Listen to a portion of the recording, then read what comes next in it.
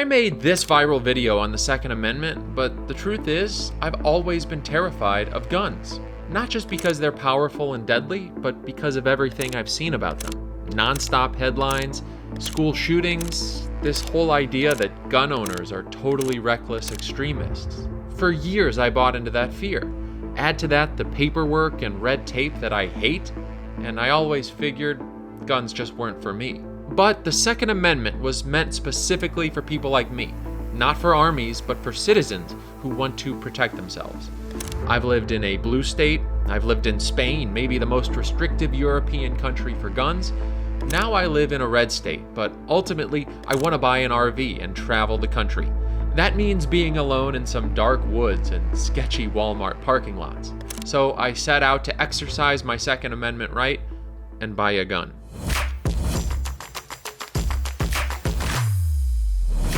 First, basic research. I printed some stuff and learned that Missouri and Illinois, just a 30-minute drive east, are both shall issue states. That means if you meet all the requirements for purchasing a gun, and we'll get to those, you can't be denied one.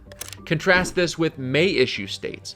Historically, may issue states have been able to deny legal gun ownership based on a judge's determination of whether you have a good cause to carry a firearm. You can watch 8 facts about the Second Amendment for a deeper dive. And to learn how not to be an NPC about guns, click the link below or scan the QR code for an 8-part email course on the history of the Second Amendment. I live in Missouri, so I started here. Does Missouri require a background check to buy a firearm? No. However, look at how the federal government tried to circumvent the Second Amendment and the state of Missouri. So if you want to be federally licensed, yeah.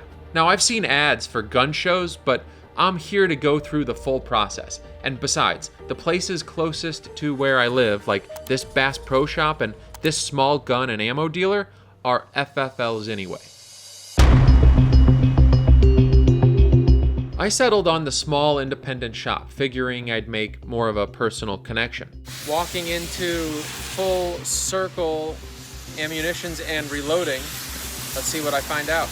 It's actually called Full Circle Reloading and Firearms. I'd driven past it 100 times, but never been in there, nor any gun shop for that matter. So I'm a total rookie. I know nothing about guns. What do you recommend to someone like me who walks in here? The purpose of the purchase is going to derive all of the answers after the fact. Alan was incredibly helpful. It turns out they have a YouTube channel of their own, so they could relate to someone making a video. So what are you trying to do with it? Just basic self-defense. You wanting to carry it on your body, or is this going to stay at home? Carry on body. He showed me how a firearm might be visible or not, aka it might print on my waist, depending on how I carry it. He taught me that small guns are actually harder to shoot than bigger ones. And above all, he instilled this. Safety first. Right, you need to understand the responsibility that you are taking on as an individual who is about to become a gun owner. You have to understand that there's responsibility to that. This isn't a game, they're not toys. Right? You have to understand that once you start, especially if you start concealed carrying in public, you are openly accepting the responsibility of having that firearm in the public. Citing this, what would you say to someone who feels intimidated? The problem with our industry is that everybody's willing to give you the advice that you're asking them about. Everybody. If we have 15 customers in here and you ask all of them for advice, all of them are going to give it to you. About 15% of that advice is going to be actual good advice. The best advice I can give you is go somewhere like Ultimate Defense off of Highway 79. They have a rental wall.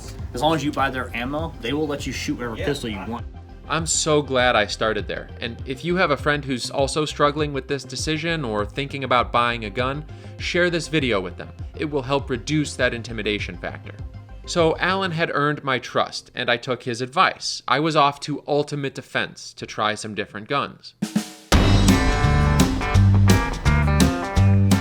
I walked into the range, again, first time ever, and I said to the guy at the desk, I just want to practice and get comfortable firing a gun. He directed me to an iPad where I filled out a waiver and completed a quick safety course. It was one of those where you could just skip to the end and pass the quiz without even watching if you wanted. But again, this is something I take seriously, and this course was actually pretty valuable. There are 10 commandments to firearm safety, and the first 4... Never point at anything you don't intend to shoot.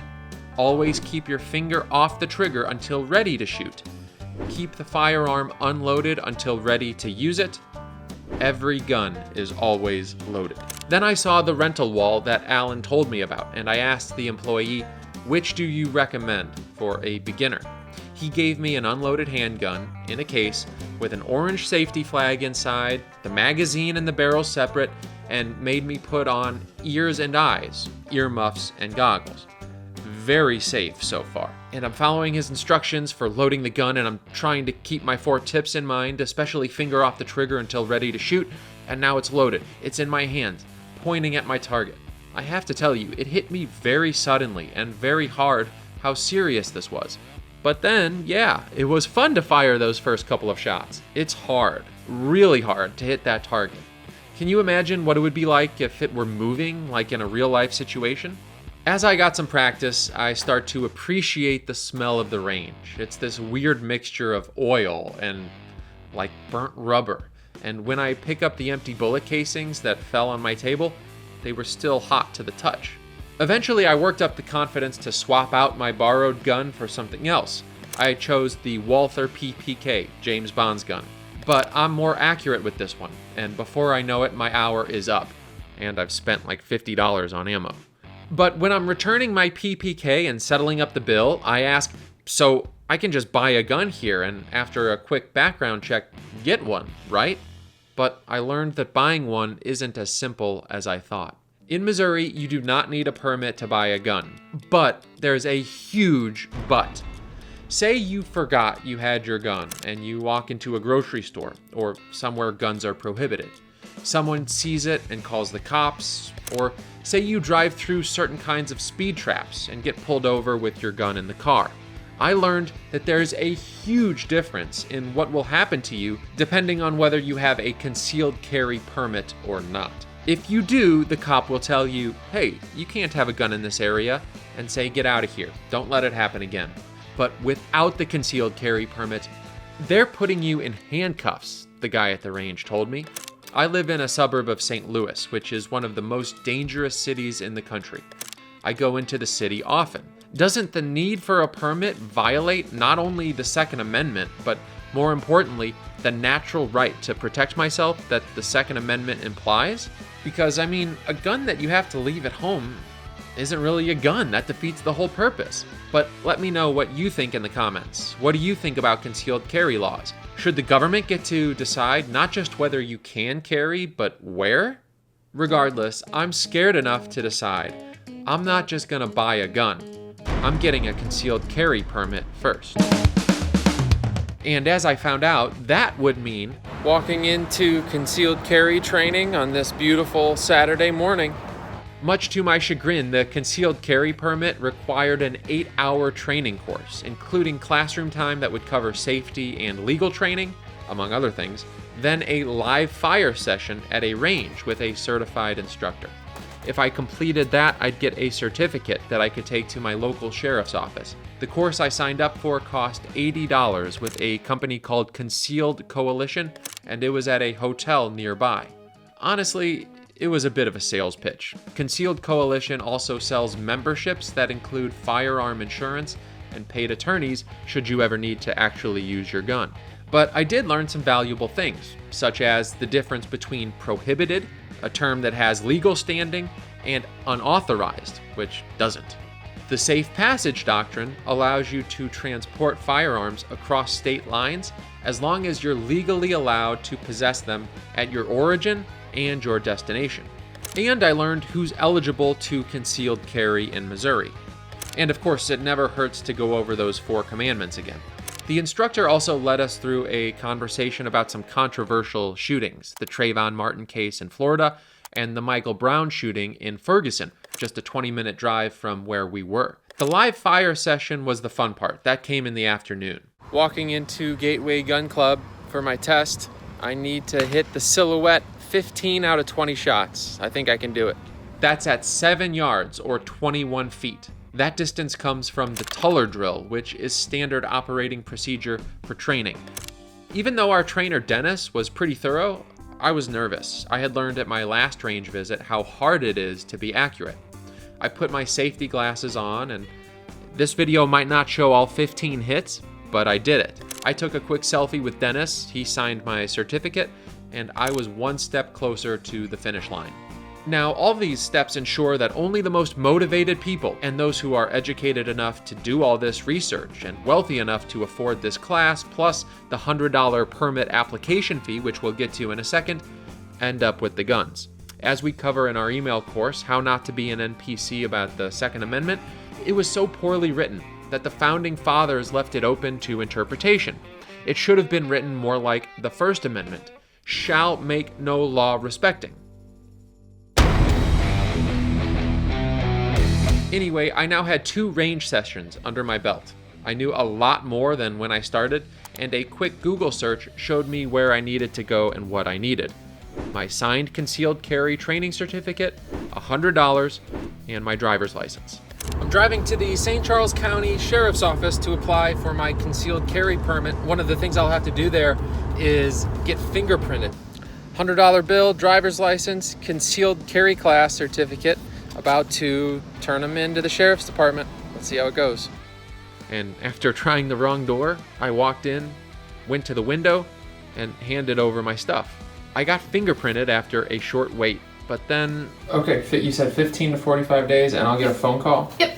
Okay, thank you. You're welcome. To me, it seemed like this process was too drawn out. I mean, it doesn't seem like everyone can afford $100 and a 15 to 45 day wait, does it?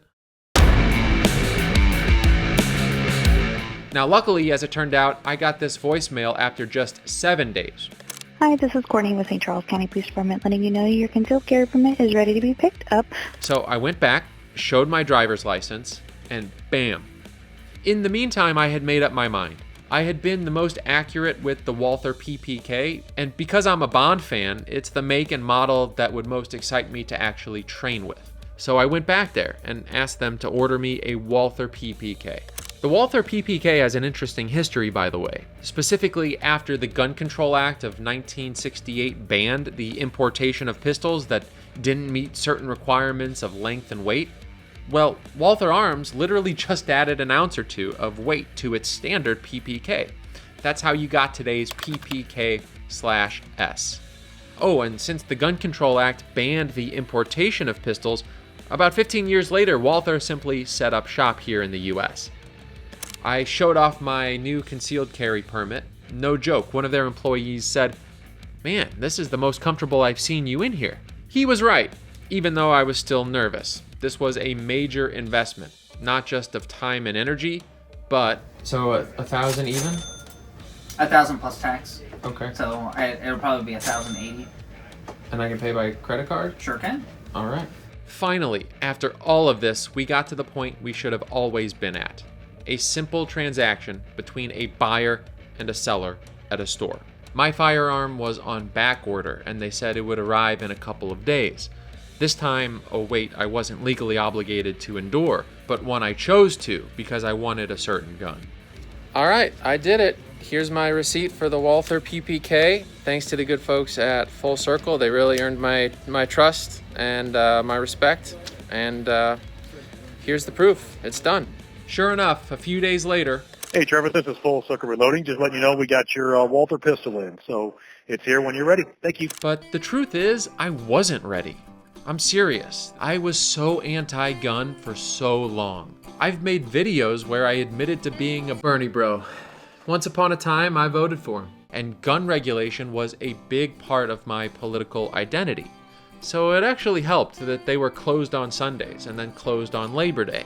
That gave me more time to prepare mentally. And the next day, well, these are my last few minutes as a non-gun owner. I'm about to go pick it up, and it only seemed fitting that I would wear my Students for Liberty shirt to commemorate the occasion. Here I go. I hopped on my bike on that beautiful Tuesday afternoon, and you know, it's actually kind of funny. There's a grocery store right on the way, and I needed a few things, so I made sure to stop there first so that I wouldn't have my firearm yet. Then I walked into the gun shop. Hey there. Welcome back. I'm here to pick up my Walther PPK that I ordered. But the gun shop still had to fill out a long, complicated form for the Bureau of Alcohol, Tobacco, Firearms, and Explosives, called the Firearms Transaction Record. This would prove that the gun was no longer on their books, although they said it wouldn't be registered to me either. But I did have to fill out my address, my race, citizenship status, whether I had ever been convicted of a crime. And so I took my gun home. It's right here, in this sleek, cool-looking box. I'm no longer afraid. I mean, I now realize that, contrary to popular belief, gun manufacturers care a ton about safety. After all, they have a lot to lose if their product is unsafe. And I went through this entire process. And then I even sat down and read the instruction manual, which is chock full of all caps warnings and constant reminders that the responsibility is mine and mine alone to be safe. And that's a responsibility I accept and take very seriously. We designed an entire course about taking responsibility for your own actions, not just around firearms, but around life itself. Scan the QR code or click the link in the description to sign up for that. Or if you're just here for the guns, try our 8-part email course on the history of the Second Amendment. Same thing, QR code here, link below.